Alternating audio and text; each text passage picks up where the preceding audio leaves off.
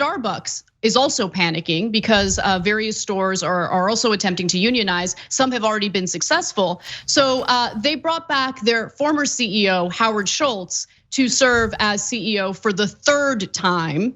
And the reason why they brought him back is because he has been one of the most effective union busters. In fact, recently he had this town hall style meeting and he addressed the efforts to unionize.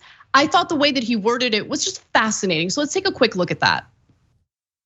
Here's where it gets a little sensitive because I've been coached a little bit, but I do want to talk about something pretty serious.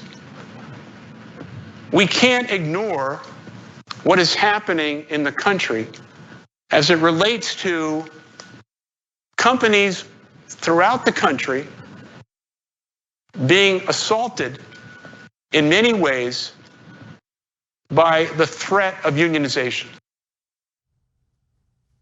Assaulted. They're being assaulted, Cenk. They're being assaulted by that threat. It's just hilarious. By the way, I should note that about an hour after that town hall, Starbucks fired a Phoenix-based barista, Layla Dalton, beautiful name by the way, a move that was seen as retaliation for her involvement in union organizing at the store where she worked. Last month, the NLRB, National Labor Relations Board, issued a formal complaint against Starbucks for disciplining 2 employees, including Dalton, for working to unionize their Phoenix shop. Cenk. Okay, Starbucks last year made $4.87 billion in profits.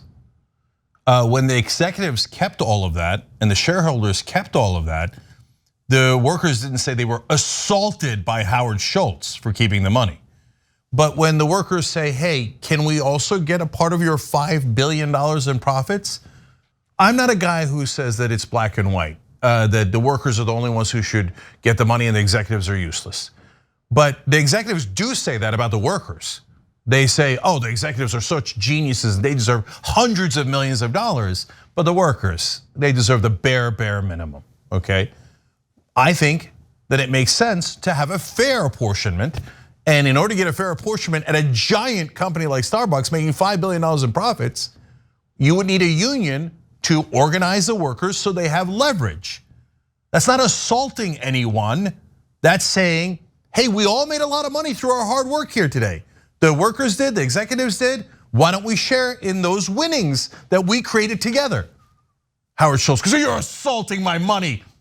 Come on, man, you have, how many billions do you have, Howard Schultz? Don't give me this nonsense about assaulting Starbucks.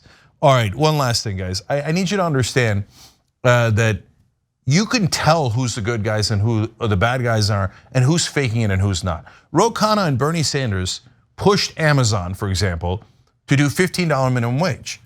And they battered them until they won and Amazon conceded and got all those workers. You work at Amazon, you're getting $15 an hour now. Bernie Sanders and Ro Khanna put money in your hand, food on your family's table. They got your wages up and significantly so. You know what the Republicans did for you? Nothing, zero, ever, okay?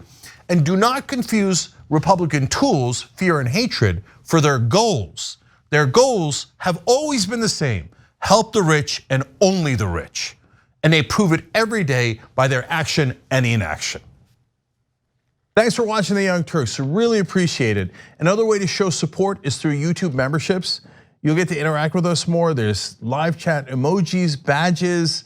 You've got emojis of me, Anna, John, JR. So those are super fun. But you also get playback of our exclusive member-only shows and specials right after they air. So all of that, all you gotta do is click that join button right underneath the video. Thank you.